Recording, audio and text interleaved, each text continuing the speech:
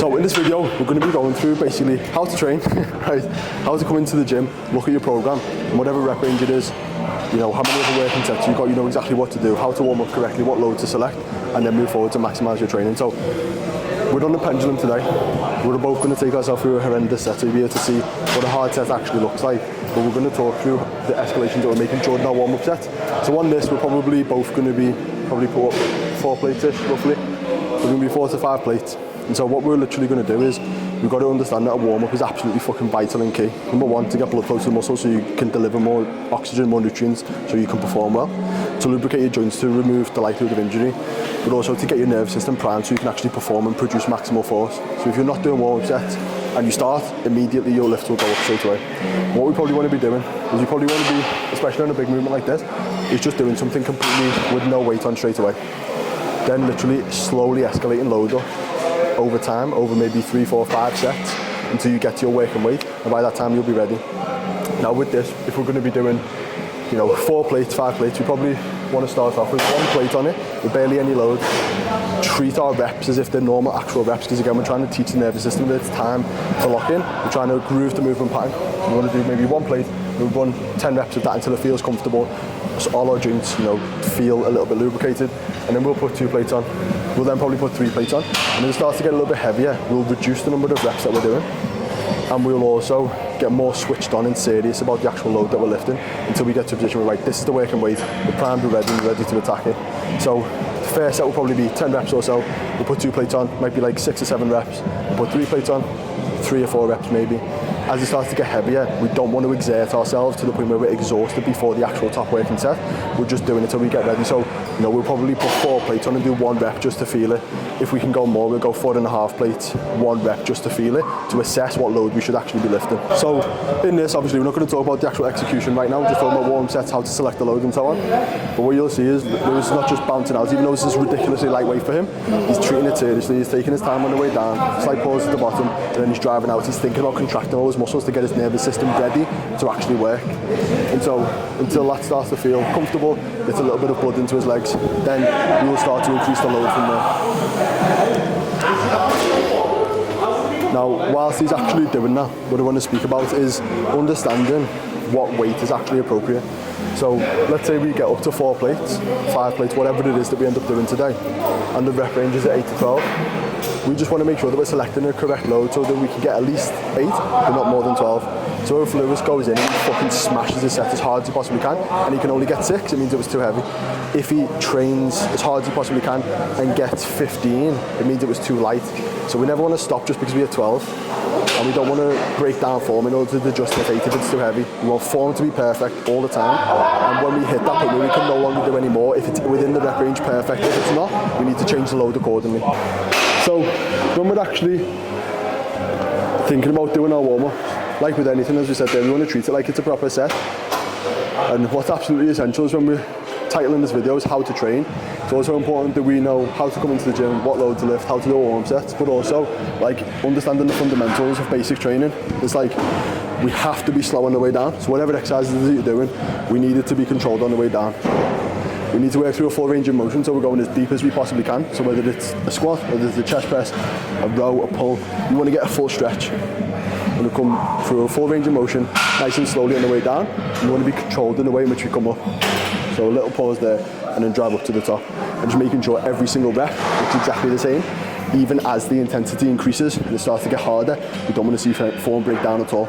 So as it starts to get heavier now, this is probably just going to be 1 rep, 2 reps, just to literally touch it, see how it feels. And just make sure that, you know, we're selecting the correct load. Like we said before, it's like you could just say, right, I'm going to do 4 plates, and then you get to 4 plates and you touch it for 1 rep and it feels really light. If you were to have not done your warm sets correctly, you wouldn't know. Just put 4 on, it ends up being too easy, you've wasted the set. Vitally important that you do these, you know, final couple of sets here. The load that starts to get a little bit heavier, touch it, see how it feels, and select an appropriate load that's going to make you fail within the rep range.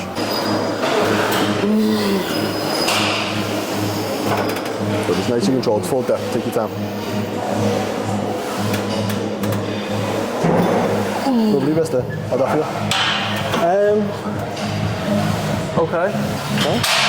What on with that? Feel like top set? Yeah, I reckon so. So?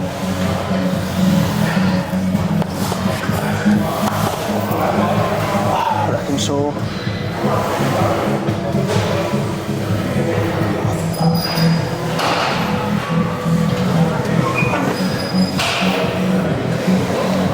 What's just that? 60, 90.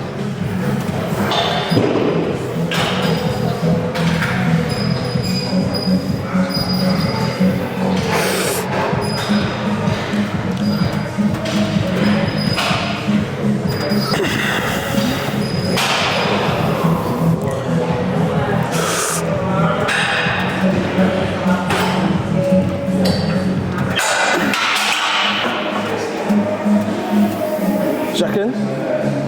That's my top. So we've just worked up to whatever this load is. We both feel like it's appropriate for the top set. So because this is first time you've been in the gym, it's actually a good opportunity to discuss this. When you're first setting up your numbers, you're first training with a new program, working out in the first week, you might get it a little bit wrong. So you might do the set now and you might get above the rep range up below. So it doesn't matter, as long as we push it as hard as we possibly can, note down the number, and then from there the following week, we make adjustments with whatever load we selected. So if this is too heavy, he makes it lighter next week. If it's too light, he makes it heavier next week.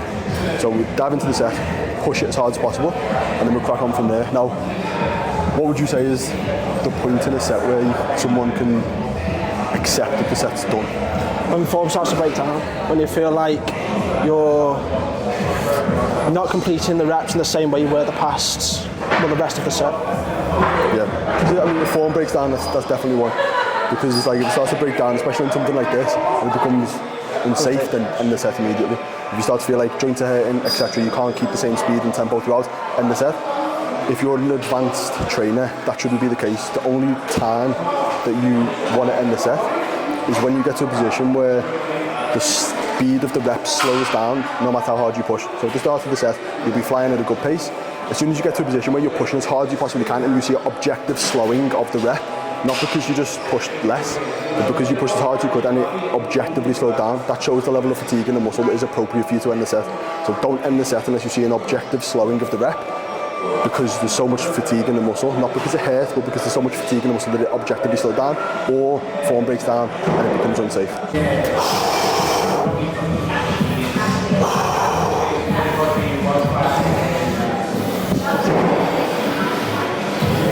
We're going to go for 1 forced rep here. Yeah. Loads of control, full depth. Execute everyone perfect.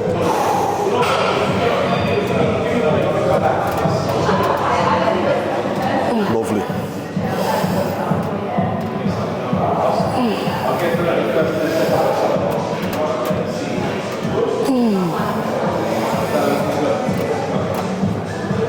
Lovely. Stronger pause at the bottom.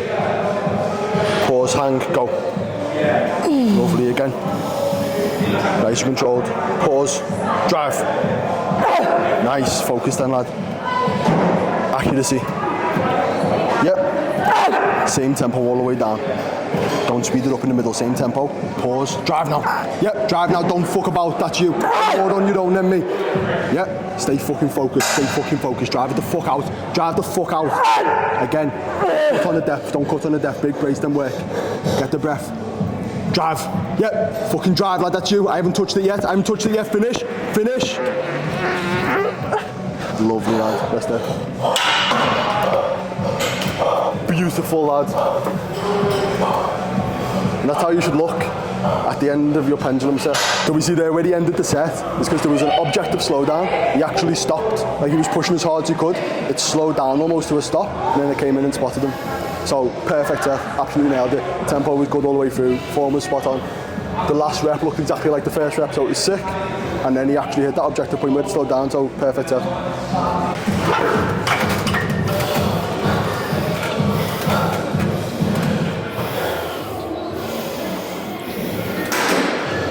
Let's go. Can't hear me.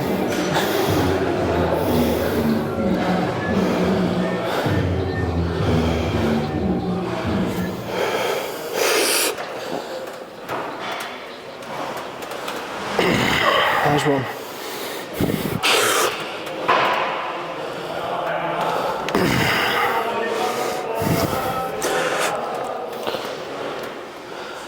Perfect control.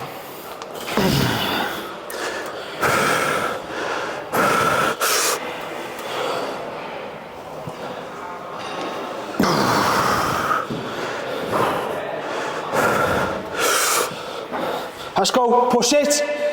Yes. And then come on.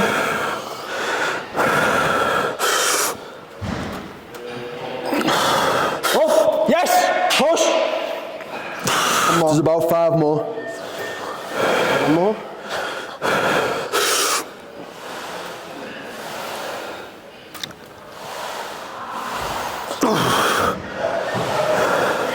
Let's go.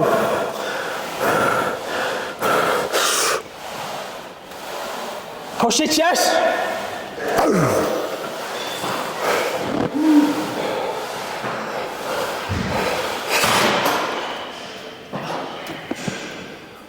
And then come on.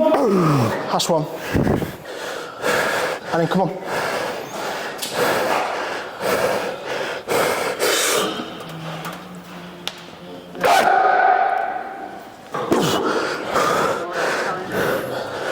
Two.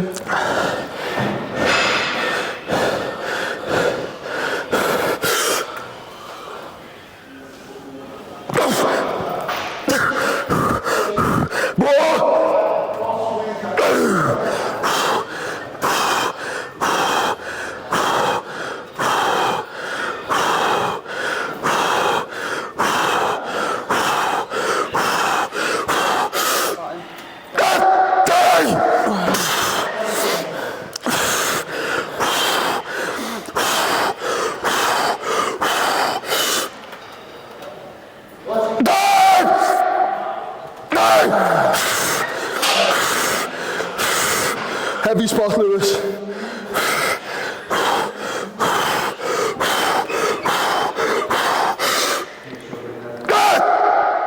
Oh, not that heavy.